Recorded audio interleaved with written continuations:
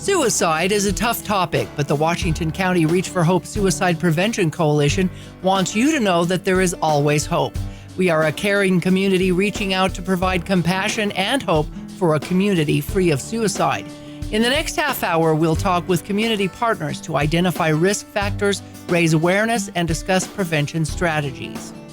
Hello and welcome to another edition of Reach for Hope. I'm Melissa Anderson. You know, resilience is the capacity to recover quickly from difficulties or toughness. That's what we're here to talk about today. And with me is Krista Whipple, who is the prevention specialist at Southwest Behavioral Health Center here in St. George, and Colby Jenkins, a former combat veteran who is now inspiring us and others in your new line of work at School Pulse. Welcome to both of you. Thanks for joining us today. Thank you for having us. Thank you. Now, first of all, Krista, can you give us a little background about your former line of work, working with youth, and why resilience is something that we all need to learn about through time? Yeah, so I have always worked with at-risk youth, and so that is something that I have seen the trend sort of evolve over the last 20, 25 years, and I was starting to feel that I was always in a position where I was reaching kids when it was too late. They had already kind of fallen through the cracks. It was really, really difficult to help kids when they had kind of gone so long without having any sort of intervention. And so I started working in prevention, and that's where I'm at now. And this really got me thinking about this idea of resilience. I've noticed during my time working with youth that resilience seems to have dropped. There seems to be fewer kids with the skills that it takes to bounce back when life sets them back. And so resilience is something that I got really interested in. I know that in talking with other educators and social workers and people who work closely with youth, they're also very concerned about a crisis of resilience. And it's not really just with youth. It's sort of a running theme within our culture, and it seems to be a really, really important thing that we need to address, because we need to get back to being problem solvers. And so that's how I got interested in resilience, is really through my work with youth, but how we can kind of use these ideas of resilience and bouncing back to improve our community. Yeah, it's kind of like coping skills of learning how to get through a problem, work through it, and then get to the other side. Now, Colby, your experiences might be a little different from a different perspective. You're a Green Beret combat veteran, and you have had challenges in the past with resilience, I'm sure, out in the field, and I can't even imagine, actually. Give us a taste of what you've managed to overcome when it comes to maybe losses of comrades or keeping a level head out there in the middle of war. Yeah, thank you. First, thanks for having me, and thank you, Krista. It's a pleasure to get to know you more. Certainly, as a soldier, as a father, as an everyday citizen, there are different battles of resilience that happen. From my experience in combat in Afghanistan, operations in the jungles of Colombia, trying to rescue hostages, doing interdiction missions in Paraguay, South America, there are different levels of stress. And that stress produces trauma that is certainly life-altering. And as a soldier, coming back from those events, I've learned initially that there aren't a lot of resources out there. There weren't back in the my prime combat days, if you will. And I've learned that the Army and the military in general, we do a great job at preparing our soldiers physically. We can train them, we can equip them, get them ready for battle. But we only get about 50% of our soldier. We're good at physical fitness, but we're not so good at mental fitness. So that 50% of the soldier that we're neglecting to train and prepare and arm with mental resiliency, we're actually only getting half of a soldier when we deploy. And so what the Army has really shifted to that reality that, hey, we've got to spend equal amount of time on mental fitness as we do as physical fitness. We're good at counting push-ups and sit-ups and how fast you can run, but how do we train mental fitness? How do we make ourselves strong in that regard? So just having that reality and then overcoming my own trials and traumas through combat has been eye-opening for me. So I'm grateful to see how the military now has definitely shifted to that reality that we have to address mental fitness just as much as we do physical fitness. And address it when you come back home, because that's For where sure. the PTSD sets in, and how to handle this. And get resiliency when you come back. Now, Krista, you've organized an upcoming Resilience Symposium, first time ever here in St. George, of which, Colby, you're going to be a speaker at, and I can't wait to come hear more about what you're going to be talking about here. Tell us about this Resiliency Conference and what it's all about, why, who it's for. Right. So the symposium is going to be at the Eccles Auditorium on the Dixie State University campus on April 26th from 6 to 9 p.m. And the reason why I had the idea to organize this symposium is because I was thinking, as I said, a lot about resilience, both in my work as a prevention specialist and how can we communicate these values of resilience and teach the coping skills to youth, but also as a parent. I was seeing my son struggle with anxiety, and that was really unfamiliar to me. I consider myself to be a resilient person. That's a really important core value. It's a story I like to tell myself about myself, that you can't knock me down, because I always get back up. And that's really important to me, but I was struggling with, how do I teach that to my kid? And so I was really thinking about that. I was like, how did I get this way, right? Did someone teach this to me? Was I born with it? I have a brother who's the opposite. He struggles with resilience. He really struggles to get back up, and we were raised the same way in the same household, and why do I have this ability to bounce back whereas he doesn't? And it was concerning to me of, how do I teach this skill to my kids? Yeah. And so I thought, well, what I do when I don't know the answer to something is I turn to a book, or I turn to people that I trust. And so I wanted to turn to people in the community to start having this conversation about what is it about resilience in general, but what is it about resilience that is going to impact our community specifically, that's going to get at our sort of cultural norms and unique challenges that we have here, and what can we do to increase resilience in our community, in our youth, and in our citizens. And so I organized the symposium, and I invited a diverse group of speakers to come. I wanted to look at resilience from every possible angle. What does resilience look like if you're a teenager? What does it look like if you're a parent? What does it look like if you're an educator or a researcher or a combat veteran? And so I wanted to get as many different voices at the table as possible. Let's look at resilience. Let's turn it around like a Rubik's Cube that we're trying to figure out, right? And look at it from every possible angle and see what bubbles up to the top. Okay, can resilience be taught, or does it just have to be earned? And if it has to be earned, how do we ethically put kids in situations where they can earn it? Right? You can't knock a kid down on purpose, right? And so what do we do? And So I'm very excited to hear what all of our speakers have to bring to the table. Our keynote speaker is Lenore Skenazy. That name may be hopefully familiar to some people. She's an author of a best-selling book called Free Range Kids. She also started a movement called Free Range Kids, which actually grew into an organization called Let Grow, founded by some of my heroes. And what they're dedicated to is giving kids childhood independence. One of their theories is that kids are too overprotected, that we're not giving them enough opportunities to be on their own, to solve problems, to get lost and find their way home, and develop the skills of resilience and problem solving. And so they're becoming adults that don't have those skills. Right. And Lenore and the Let Grow organization were key in getting a bill passed here in Utah. Utah was the very first state to pass a bill for basically legalizing childhood independence, say it's a reasonable childhood independence. So obviously you cannot neglect a kid or put them in dangerous situations, but more and more you hear stories all across the country about parents being investigated by Child Protective Services for letting their kids walk home or play in a park or stay home alone for a short period of time. And that definitely doesn't go along with the cultural ethos here in Utah. And so Utah was the first bill to pass, the first state to pass a bill saying that you cannot investigate parents for giving their kids reasonable independence. And so we're a leader in the nation here, and several states now have followed suit and passed similar bills. And so she's coming to talk about childhood independence and why that's such a key time in developing resilience. Yeah, that's awesome. And if you can't make a mistake, how are you going to learn from it? That's the way I look at it. Yeah, exactly. And we're going to talk a little bit more about the other speakers here in a minute. But Colby, you're no stranger to public speaking. I've heard you speak before here at the DSU campus. Tell us a little bit more about your experiences in the past, and give us some background on what else you've done. Okay, yeah. So I'm a Utah native from Roosevelt, Utah, and after high school I went to West Point. That launched me into a military career, first in the infantry, then the Rangers, and then the Army Special Forces as a Green Beret, where I remain. I've been in the Army for 23 years and counting now. I'm a colonel in the reserves, no longer active duty, but in the reserves and serving, assigned to the Special Operations Command for the Pacific Theater. So I'm still active, but in a reserve capacity. And those service opportunities have brought me through many crossroads, if you will. The military's sent me to combat.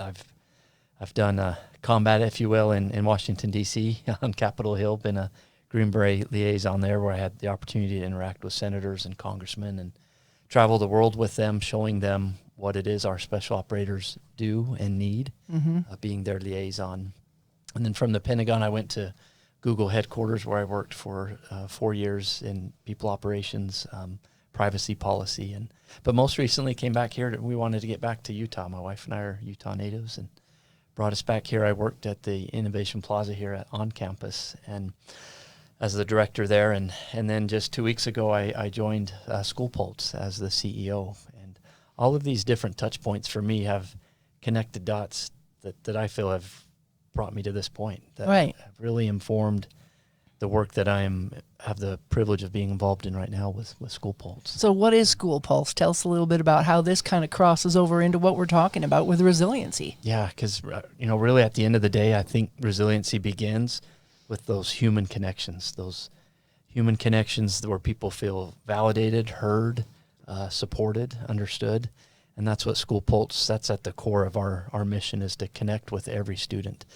And School Pulse got its birth a few years ago when a local hero, therapist, expert, Yuri Mello, and connected with his friend Trent Staley, who's a tech savant, very highly capable in building technology platforms. And there were some suicides here in the area, and Yuri and other principals were trying to figure out how can we get our knowledge into the fingertips of our students? How can we be there with them? We just can't get to all of them. And having that conversation, Trent essentially said, well, I can put you in their fingertips. I can build something that puts you where students are, and that's on their phones. If we are going to impact them and connect with them, we need to be where they're at first to help provide support. So that gave birth to School Pulse, which is a direct text messaging platform that delivers positive psychology to students. And for adults, we provide schools a custom dashboard that shows the sentiment of what our interactions with students is in an individual school.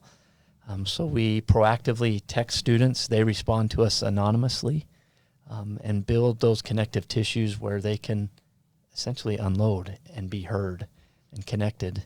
And then our therapists and our professionals help steer those students, those youth, to human connection, to trusted adults. But first we hear them.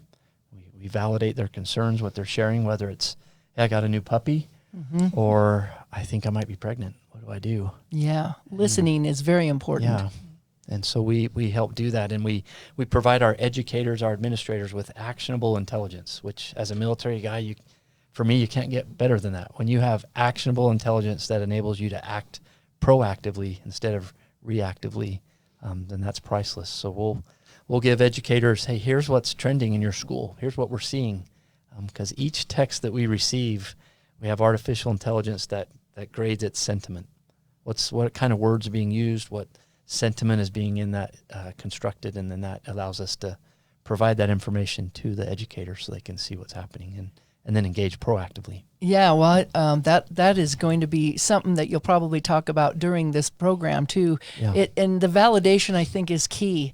To validate people's feelings, not necessarily to say, I totally agree with you, but the fact that I understand, I get it. I'm hearing you, I'm listening to you. Thank you for sharing. Yeah. That's a huge answer for our team. Exactly, that validation. Krista, we talked about the keynote speaker, and we've got Colby here that's going to be talking about his experiences with this and the School Pulse. Tell us a little bit about more who else is going to be in this program and what we're looking to hear.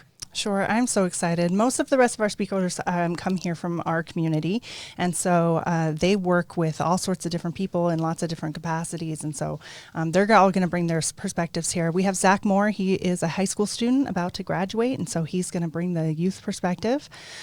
We have Nicole Rammel. She's a therapist here in St. George, and she works with all sorts of different families. I know that she has a particular specialty of working with LGBT youth and their families, and trying to keep those families together and connected and communicating across maybe some of their differences.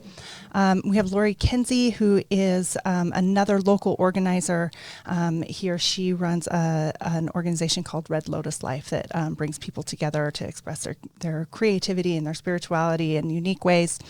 And so she's going to bring her personal story. Stephen Gubler is a student here at DSU, and he is going to be sharing some research that he is doing on college students and suicidality. And then we have Sam Latouille, who is going to be talking about resilience and some of his work in building resilience through music. Yeah, it sounds like you've got a wide. Now, this is a 3-hour special. From when to when 6 and where? to 9 p.m. at the Eccles Auditorium here at the DSU campus, and that is on April 26th. Okay, I'm looking forward to this. Now, Colby, what would you like to share with those people out there that may be having a lot of struggles right now in their life, and what kind of advice could you give or confirmation that they can bounce back from this? Yeah, I think at the end of the day, if everyone realizes that they matter, that I have individual worth, no matter what may be happening in my life or what I may be hearing, I still have worth. And then having that connection with just one other person that can validate that is tremendous and enables that bounce back that Krista was talking to. We all get knocked down, but how do we bounce back? And if we can remember that we are worth something, we're worth bouncing back, then that could just give us that oomph to get back up. And when I speak at the symposium, I'll share a story from when I was with my Special Forces A team, and we were shot down in a helicopter as we were inbound to a Taliban target, and the chaos that ensued, how we did not plan to get shot down that day, and how just everything went upside down, and how did we survive? How am I here today? What happened on the ground that day amongst my teammates that enabled our survival instead of just total annihilation? And a lot of it dealt with those human connections. We trusted each other, we communicated, we executed basic fundamentals that we'd practiced and trained on. And all of those can be transferable to our mental fitness as well. There are tools that Krista specializes, that's her specialty, and all of these speakers, they, just like a soldier, we can learn how to aim and point and shoot and fire a weapon, but we can do similar with our mental fitness. We can learn tools and expertise that enable us to be mentally fit just as much as physical. That's a great way to analogy for that. I never thought about it that way. Krista, then who is sponsoring this? I mean, what kinds of things then does Southwest at your job, prevention, help to get this ball rolling and this resilience idea? You know, it's been around for years, but we really haven't practiced it much out there. So yeah, I work at Southwest Behavioral Health. We're the Medicaid provider for mental health services here in Washington County, and our co-sponsoring organizations for the symposium is the Washington County Prevention Coalition, which I am the coordinator of. So we're a group of adults that works on education and implementing evidence-based programs to help kids make good choices, especially when it comes to substances and mental health and that sort of thing. Reach for Hope, which, as we all know, is the Suicide Prevention Coalition. And then here at DSU, our co-sponsor is the Booth Wellness Center. So a lot of really interested parties in making sure that our community and youth have a lot of mental health resources. That's great. It sounds like a big teamwork, which is what Colby was talking about when he was out in the field. I could just visualize that teamwork to make sure that you don't leave anybody behind. You got to work together in order to build that resiliency. And if you feel left out or alone, you're not going to get there. So we all need to help each other in this. Colby, how would you describe getting those skills of resiliency? Awareness is one. I think being aware that whatever feelings I'm experiencing are real, that whether they're physiological, something that's tangible, like maybe I'm losing eyesight or some trauma, some physical or just something in my head, a mental reaction. Maintaining that awareness then allows you to take proactive steps. Well, okay, so this is happening. I'm feeling this. It's real. Now, how can I go about mitigating the feelings I'm having? What type of I don't know the correct terminology, but what type of strategies can I employ to help me get out of the feeling I'm having right now, or to recognize the triggers that may set off these feelings, being more aware of those, and if they do happen, then how can I take proactive measures to deal with it? And sometimes it's just a simple matter of pausing, taking a deep breath, and letting it back out. Yes, yeah. Or going and hiding in a closet for an hour. I don't know. I'm just making that up. But Krista, we talked a little bit about the keynote speaker, Lenore. She's going to be there. Tell us the time frame between 6 and 9 and the time frames and why this is worth people going and seeing. This is an event we've never seen before, but it's really important for people to learn these skills of all ages. Yeah, so I think that everybody that I've spoken to about the symposium is really excited about the idea because resilience seems to be a topic that is on everybody's mind right now. I think that, we've just come out of the pandemic and we've all taken a beating. Our resilience has all been tested. And so we're seeing it in our kids and we're feeling it in ourselves and we're worried. And we're worried about, as a community, as a nation, are we problem solvers anymore? Because we all kind of just want to crawl in bed, Right. It can be really hard. Sometimes getting out of bed is our big success for the day. And so it is a 3-hour program, but I think that there is, because we wanted to look at this from as many points of view as possible, everybody is going to have something different to say. And so I think that it's going to be a really engaging conversation. We do have some of our speakers will be speaking for just a brief amount of time, kind of throwing their thoughts out on the table. We have our featured speakers who will be delving in a little bit deeper to their personal stories and ideas, and our keynote speaker will take the last hour. There will also be about 15 or 20 minutes at the end that will open it up to the audience to ask questions, either of any of our speakers or just share their own thoughts about resilience, share their stories, share their opinions about where we need to go next. Yeah, what do you hope that the audience then gets out of this? So what I'm hoping will shake out to the top is something actionable, like you said. I want to know, what do we do, right? I said I started this because I had a question, both as an educator and as a parent, of what do we do with our youth now that we're facing this crisis of resilience? How can I, as a parent, parent more effectively so that my kids grow up with the coping skills that they're going to need in a world that I have no idea how to prepare them for, right? I don't know what should I prepare them for college or to compete with robots for jobs, or do I teach them to hunt and purify water because it's all going to fall apart? I don't know what's coming. But they're going to need resilient skills because they don't know what's coming either, right? And so that's what I'm kind of hoping shakes up to the top is what do we do as parents and educators to create a more resilient people? And you got to have that grit, I think. And I've heard that word said over and over again, which kind of gives you that stamina and that power and that hope in yourself to be able to say, I can do this. Yeah. No matter what comes, I can get back up. Like you said, you fall down, you get back up. Yeah. And Colby, I'm sure that you've had to get back up many times. But what do you grasp for inside that brings you back up? I think I look outward. I look for mentors, positive examples who've gotten up before me, and I try to learn from their examples.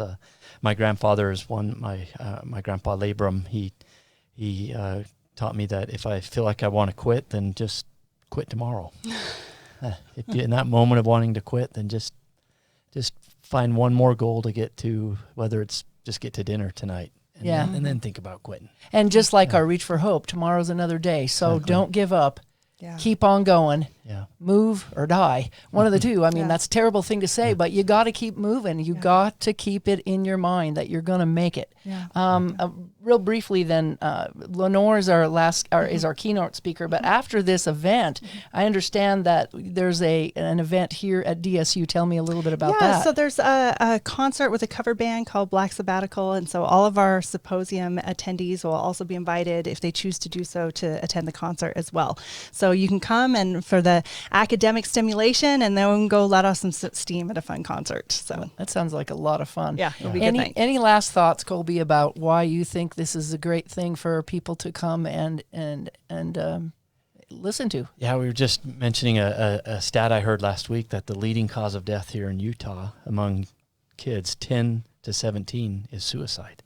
And so thank goodness for people like Krista and Melissa and the Reach for Hope Coalition who are taking that on head on and teaching us tools and ways that we can arm not only ourselves but those that we love and serve with. All right, yes, and I'd like to thank you both for all that you're doing in our community to keep us going with the School Pulse and the prevention efforts at Southwest, and we hope that everybody will join for this. Again, the date is April 26th from 6 to 9 p.m. at the Eccles Auditorium. And that's right here on the DSU campus. That's right. Okay, thanks for watching. We hope you have a great day. Thank you. Thank you. Thanks.